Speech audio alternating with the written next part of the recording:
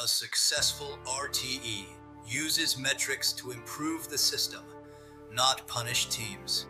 That distinction matters.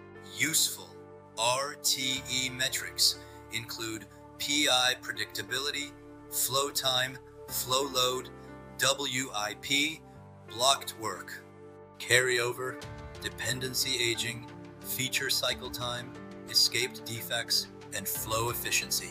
But the goal is not to create pretty dashboards. The goal is better decisions. If flow load is too high, reduce WIP. If dependencies are aging, escalate earlier. If blocked work is increasing, inspect the system.